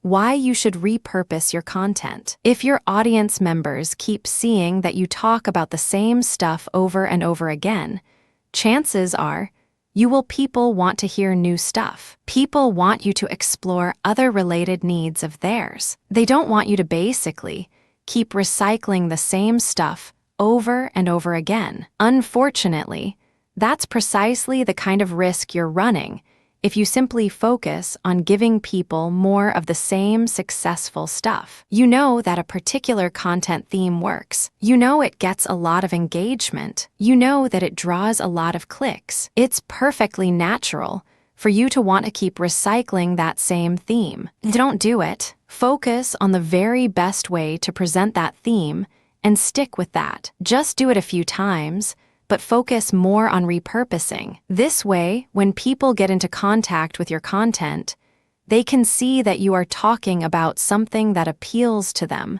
but in different formats. They are more likely to pay attention. They're more likely to click through. They're more likely to share. Keep this in mind when it comes to repurposing. Don't think that Chapter 11 is completely optional. It isn't. You want your social media feeds to consist of highly successful content as much as possible. It really would be a shame to figure out what works, only for you to get lazy and just focus on text content. I'm sorry to say it, but text content can only take you so far. Which brings me to content sharing automation. Since you're going to be sharing a lot of content, and much of this content being third-party as well as original and repurposed content, you're probably going to have your hands full if you decide to do this manually. First of all, since you're going to be covering many different platforms and sharing different formats on those platforms,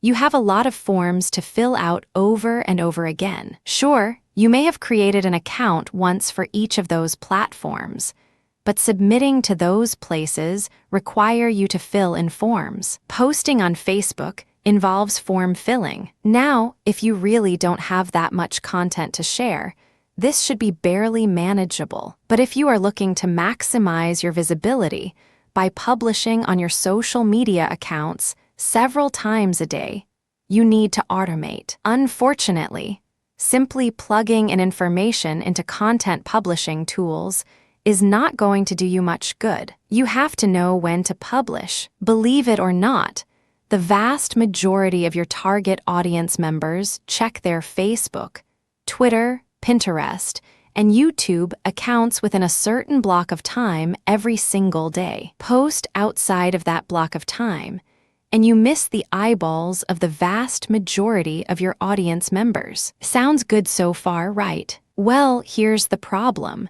Different audiences have different time preferences. How would you know? This is where experimentation comes in. First, you're going to have to share your content randomly at different times of the day. As much as possible, share content every hour. Set your content automation tools to publish every hour. Let this run for about a week or two. After the experimental period is over, check your stats. Facebook Insights, for example, will tell you when most of your page fans checked out your content. Armed with this information, you should set up your automated software to publish your content in a cluster to fit those optimal times. For example, in the experimental stage, you're publishing one piece of content every hour. That's 24 pieces of content spread out over a full 24 hours. After you checked Facebook Insight, it turned out that 80% of your content views actually take place between 8:00 a.m. and 5:00 p.m.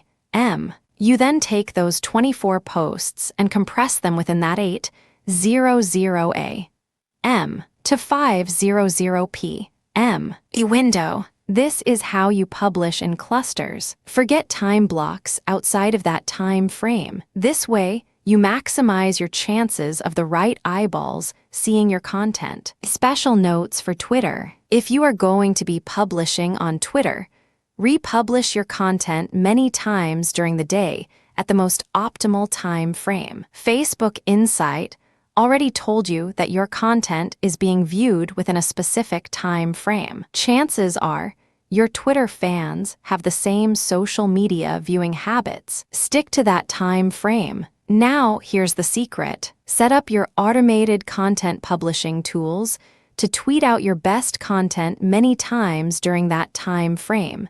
But you also have to rotate different hashtags. This way, you can reach different people looking for hashtags that are related to different subsegments of your niche. Special notes for Facebook. When publishing to your Facebook page, don't hesitate to publish original content that you have published before. Try to avoid publishing only once. Instead, you should sandwich or schedule this republished successful content in between high-quality, curated content. This way, people get more exposure to your best content. Once they click through, you get yet another chance to recruit them to your mailing list. Remember, when you share high-quality third-party content, you're not getting the traffic. You're building credibility, but you're not getting potential list members to your squeeze page. That's just not happening. When you share your own original content, you get a chance to recruit them to your squeeze page. Keep this distinction in mind. This is the reason why you should republish your most successful content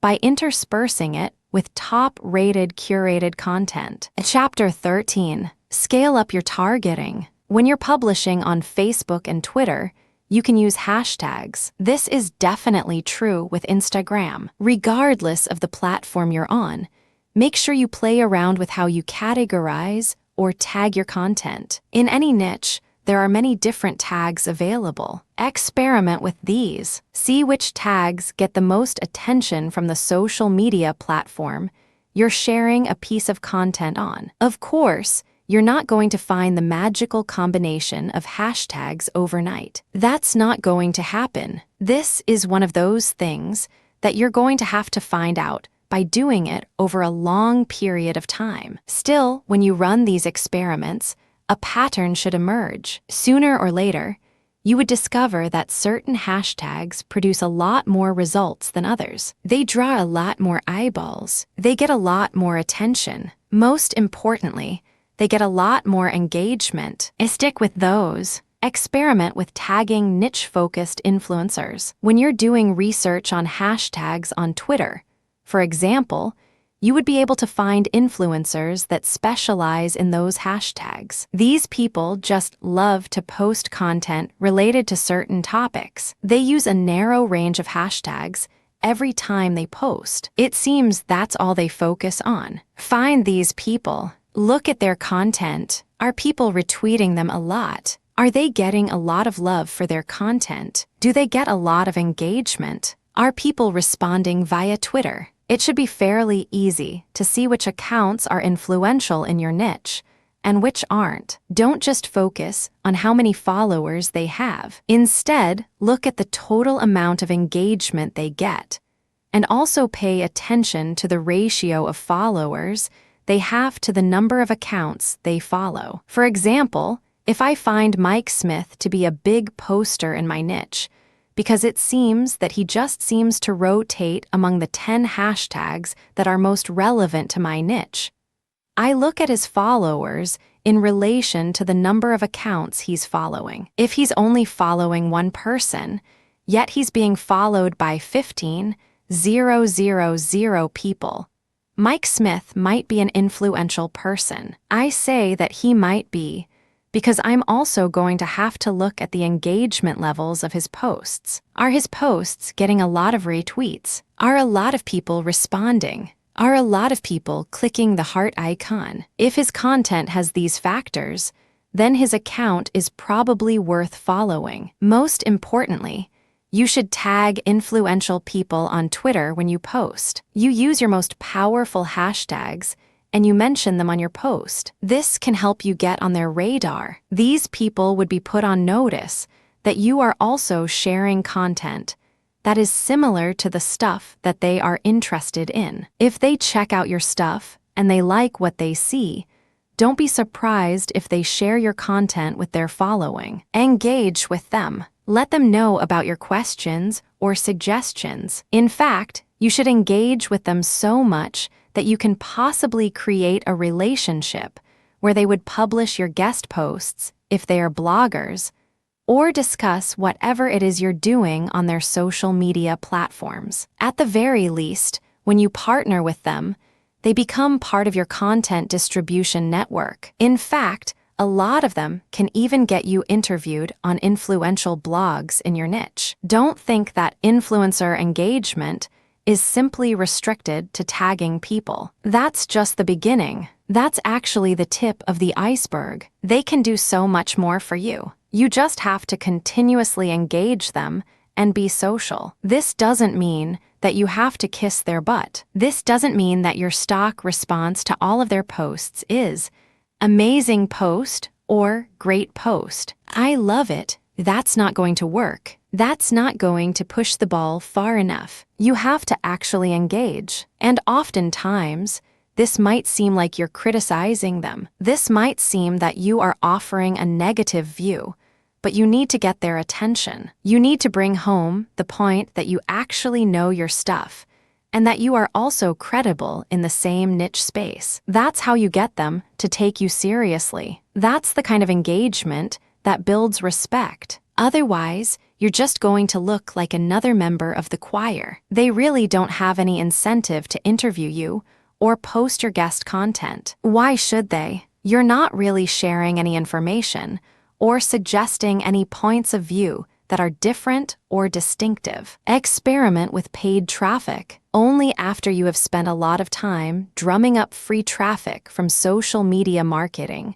should you even think of buying traffic. I know this sounds a bit extreme, but it's the absolute truth. Why? Well, in the beginning, you don't know when your target audience members will be reading your content. In the beginning, you don't know what their demographic breakdown looks like. How many males compared to females are in your audience pool? Do males or females like certain types of content that you share? What are their age ranges? Where are they located? I hope you see the big picture here. You have to use free traffic to do initial audience intelligence. Once you've gotten all these important insights, you can then start paying for Facebook ads and other platforms' ads. If you start any earlier than this point, you probably would end up wasting your money. Study your statistics first. Pay close attention to audience patterns. Take out ads based on these patterns. Chapter 14,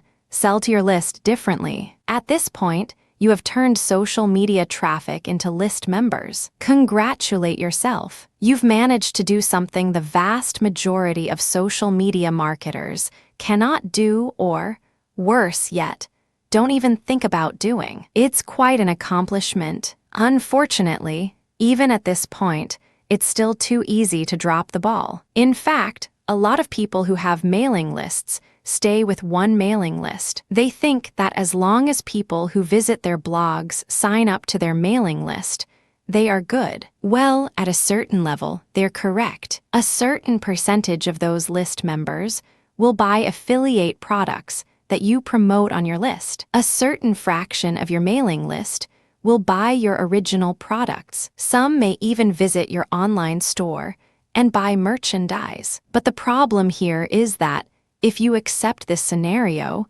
you are settling for cents on the dollar. You really are. Don't you want to maximize the value of all the hard work, focus, and energy you invested in your venture? Wouldn't you want to maximize your return on effort? If you want to get maximum results from your mailing list, you have to sell your list differently. There are really no two ways about it. Every other approach would lead to, at best, mediocre results.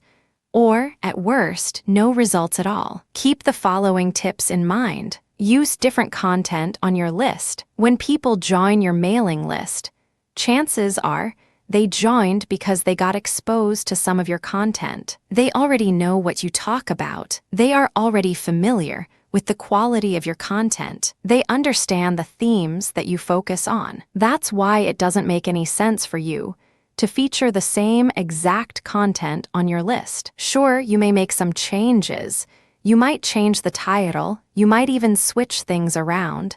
But people aren't dumb. They can see right through that. They can see that you are recycling content and feeding them stuff that they have probably seen before. Do you think this kind of practice builds confidence? Do you believe that doing things this way will build trust? Of course not. You have to use different content. What kind of content will you have to use? Well, first of all, you already know what your most popular pieces of content are. Start with these. No, I'm not talking about republishing them. I'm talking about analyzing them and seeing where the gaps are. Are there any questions that are left unanswered? Are there any questions that were raised by the answers that you gave in those popular pieces of content? These should be enough to get your mind going as to the kind of finely tuned, high-value content that you're going to be sharing on your list. Remember, your updates are the ultimate reward to your list members. Sure, you may have positioned your squeeze page to reward subscribers with a premium,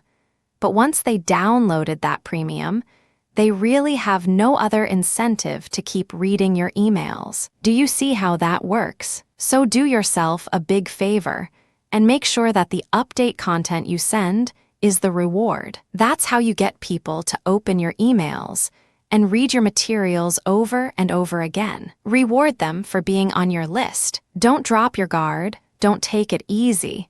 Don't give in to laziness. This is your time to rise and shine. Everything else that happened before this was just dress rehearsal. This is it. This is where the rubber meets the road. And you better perform. Use premium content. If you really want to hit the ball out of the park with your mailing list, send updates that really highlight how original the content is. How do you do this? Use social proof or case studies. These are testimonials of people that have taken your advice or who have experienced certain things that you talk about. When people read these stories, they can't help but be engaged. They can't help but be absorbed into the narrative. These people sharing their testimonies are real flesh and blood human beings with real problems that your readers can relate to. That's the kind of compelling content that will take your list to a whole other level. Why?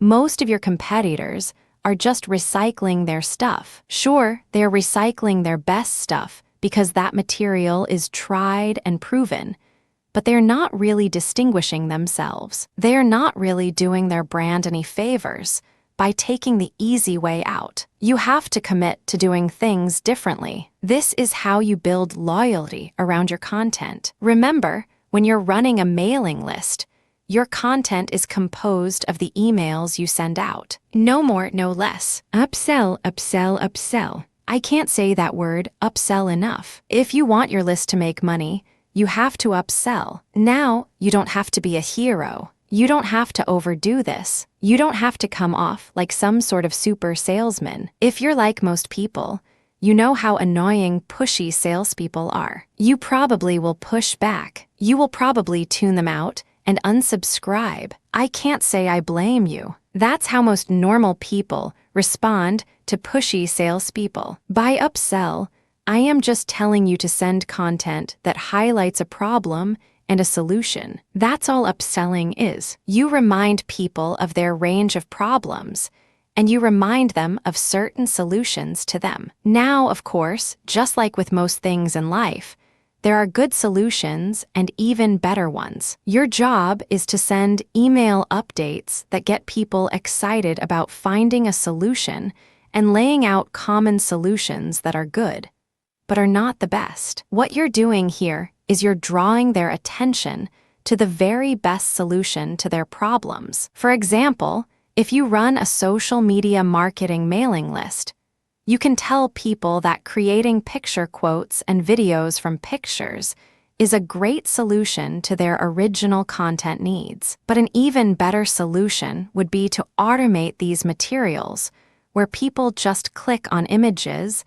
and all of a sudden a video is created. It saves a tremendous amount of time, effort, energy, and most importantly, the created video would then automatically be uploaded to their social media accounts. That's the kind of distinction between good enough solutions and obviously superior solutions. That's how you upsell people to your list. You're still providing value, you're still answering their questions, you're still addressing their needs, but you're laying out a range of options. They can try to do things on their own, or try to do things the way most people handle the problem, or they can try something else. When they look at that something else, that's when you sell your affiliate product, your original product, or your service. Regardless of how you do it, you need to upsell, upsell, upsell. I wish I could tell you that this was easy. I wish I could tell you that this is just a simple matter of laying out some alternatives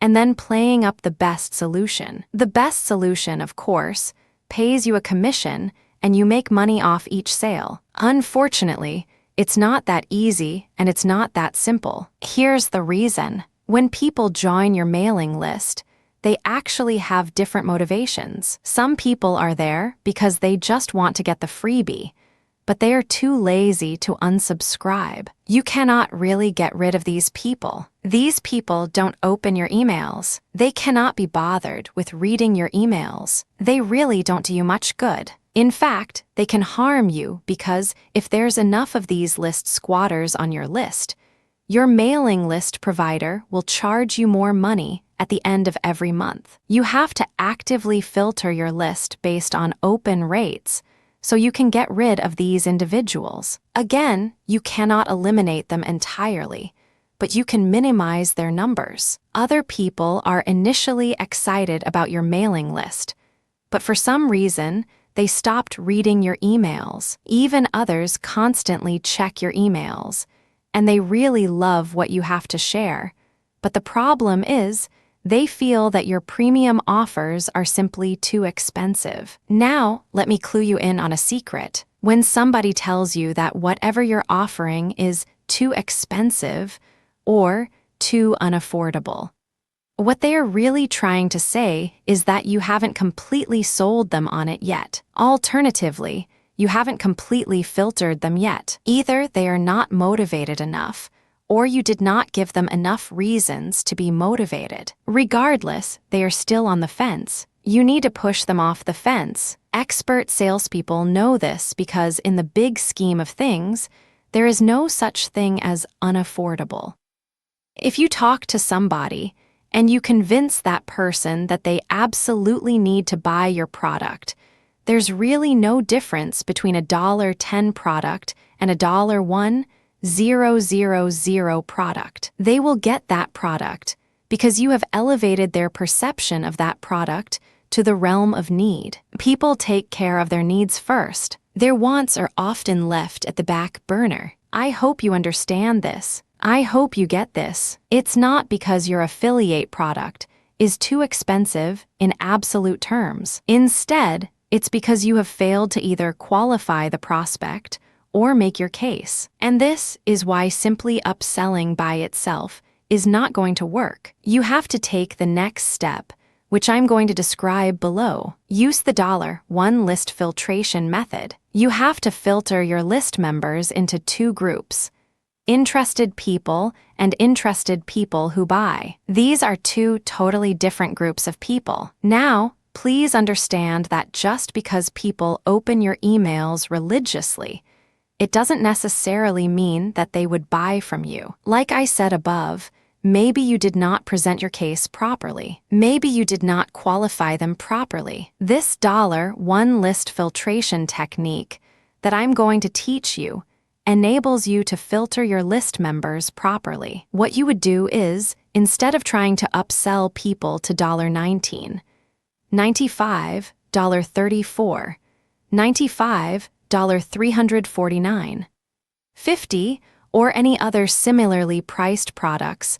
Everything that you're going to be selling on your general list will be priced $1. No more, no less. By general list, I'm talking about the list all people who sign up to your mailing list get on. This is your default list. I want you to treat this general list as your starting list. This is kind of like the vast, unfiltered, generic mass of people who are interested in your brand. When you upsell people using $1 offers, you enable people to segregate themselves based on their motivations. These are people who are motivated enough to spend $1. In other words, they see the value in your content, and they are willing to put their money where their mouth is. Now, here's the secret. There's really very little distance between paying $1 for something and paying $100 for something. This is a lesson I learned firsthand. When I first tried this, I thought the only people that will get on my dollar list are cheapskates. These are misers. In the back of my mind, I thought that they're just not going to buy big-ticket items. Boy, was I proven wrong. If somebody is able to psychologically hurdle the distance between $0 and $1, they can, given enough exposure and enough content, hurdle the difference between $1 and $100. This is not theory, nor is it speculation. I see this all the time with my own 2 eyes. Your job is to filter your general list. You're basically telling people, when you run these $1 offers, to prove to you whether they are just interested or truly interested. This is a self-segregating mechanism. I use it. People who sign up for your general list are interested in quality content. That's what they are there for, but only a fraction of them would actually be willing to pay money. You make your money off this golden fraction. You use your buyer's list to make real money. Again, you have to sell to your list differently. This applies to your 2 types of mailing lists as well. Your general list, they get quality information that is distinctive like social proof and case studies, along with upsell messages. Your buyer's list, on the other hand, get more in-depth material with higher value upsells. Again, if somebody's willing to go from $0 to $1, you have a tremendous opportunity to get that person to go from $1 to $100, $1,000, or whatever amount you want. Now, keep in mind that the higher the dollar value, the lower the conversion rate, but you get the point. You have to get people to segregate themselves based on their readiness, willingness, and eagerness to buy. And since $1 is essentially friction-free, this list filtration method works like a charm. Chapter 15. Reinvest your profits the right way. By this point, the $1 filtration method has enabled you to make a decent chunk of cash every single month from social media traffic. The next step is to create a business. At this point, you might be feeling that you're just engaged in a hobby. It's a well-paid hobby, but still a hobby nonetheless. This too can be a trap. This can hold you back from the great success that you could otherwise achieve with social media traffic. How do you turn the information that I shared with you into a platform for a business that can withstand the test of time? Simple. Reinvest your profits the right way. Move into other niches after you master your system. This training helps you identify your target niche. I've also given you the techniques to do well in that niche, using social media traffic. Once you've made quite a bit of money on your niche, and this money comes in month after month, you have to think big. You have to look into other niches that are related to your current niche. This thinking is actually pretty straightforward. If you have already mastered your niche to the point that you're making automatic income month after month, then you can apply the same system to other niches that are closely related to the one you're in. This is how you scale up your business. Instead of just one stream of cash, you build many different streams of cash based on the system that you mastered. You know what hashtags to target, You know what kind of content gets eyeballs. You know how to present information on social media. You know how to promote a mailing list. These and many others form part of your system. It really would be a shame to restrict that system to just one niche. Once you've mastered those, find niches related to those and grow into these other fields. Highly successful list marketers don't just operate one list, they operate dozens, and this translates to 6, if not 7-figure incomes year after year. If they can do it, so can you. Buy more targeted traffic after you find out what works. Once you have discovered the type of content marketing strategy on Facebook that works, you can buy targeted traffic. How? Use Facebook's lookalike technology to target people who share the same interest profile as your existing audience. This is what's so awesome about Facebook. This is also what gets them into all sorts of hot water. Believe it or not, accept it or not, Facebook is spying on you the moment you log into the platform. It pays attention to what you like. It pays attention to what you comment on. It pays attention to what your friends like. And it makes all sorts of predictions regarding your behavior and your interests. Accordingly, if you like certain topics, it creates an interest profile. Facebook's lookalike audience technology enables you to find people who haven't visited your Facebook page, who share the same interest profile as your current fans. Talk about an amazing technology. Take advantage of this. It enables you to show your brand in front of eyeballs who are more likely to appreciate it. Invest in more original content.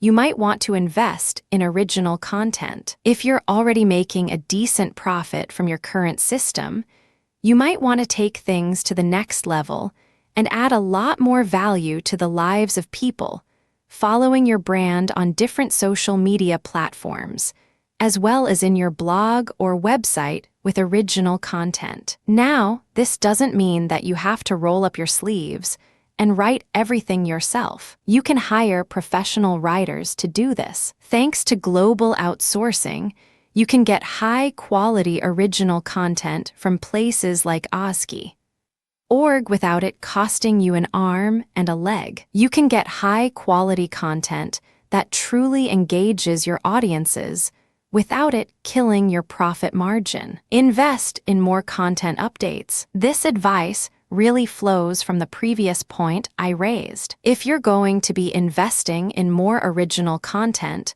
automatically, you will be investing in more content updates. You will have a lot more original materials to share. These two actions go together. Regardless, you need to step it up in terms of content updates so you can pack a lot more value. Invest in your original products. When you're starting out setting up this system I teach you in this training, you probably would be focused on affiliate products. You get an affiliate from an affiliate program. You market that link on your email updates. When somebody clicks on that link and buys something, you get a commission. Pretty straightforward, very simple. Well, if you really want to make a lot of money, you have to turn your back on affiliate marketing. You really do. Instead, you have to sell your own stuff. The reason why you need to do this really boils down to control. When you are selling other people's materials, you are at the mercy of their squeeze page, their landing page, and ultimately, the quality of their product. What if their product sucks? What if their sales page converts only a fraction of the people it could otherwise have converted? You lose out. That's the bottom line. If you want to maximize your control over your income, you need to invest in your own original products. Thankfully, outsourcing is always available to you. You can outsource to professional companies like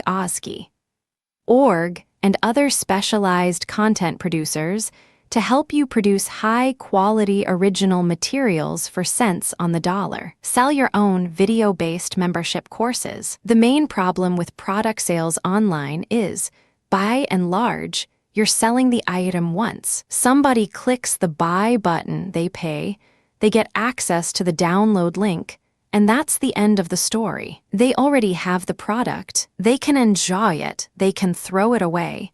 They can do whatever they want with it. But the transaction only took place once. Wouldn't it be awesome if people keep sending you money every month? Wouldn't it be great if you get recurring income? Well, that's exactly what you can enjoy when you sell your own video-based membership courses. For example, if you have a gardening blog, you can set up a video-based course where you teach people the ins and outs of garden cultivation. Every single month, each member's PayPal account or credit card account is billed a certain amount. You don't have to lift a finger. And this goes month after month after month until they cancel. The best part, you shot the videos once, yet you make money off of them month after month. How awesome is that? This is called passive income. And the great thing about this is that you don't have to stick with video. It can be any kind of membership. Maybe you can give them access to pictures. Maybe you can give them access to files or even software.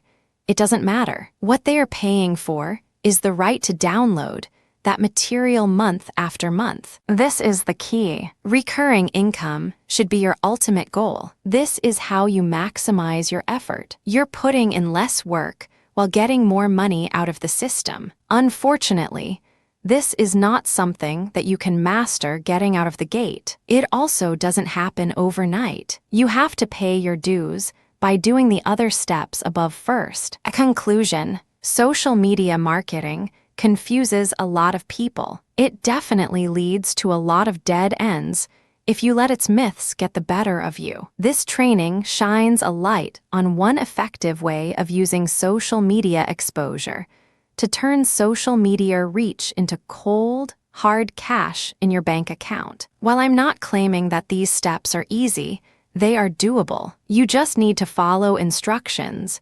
You need to conduct experiments and focus on what works. The key here is to use this information to fit your particular set of circumstances, to produce practical, actionable steps that you can use to earn a truly passive income. Don't move one step ahead until you've mastered the previous step. Now that you have all the information that you need to succeed, please understand that none of this will make you rich if you let it stay in your head. Not in a million years. You have to take action on them. You have to get that sense of urgency you need to make this information a reality. The longer it stays in your head, the less likely your finances will change. Give yourself a deadline. Commit to a firm start date. Once that date comes, start. You don't have to be a hero.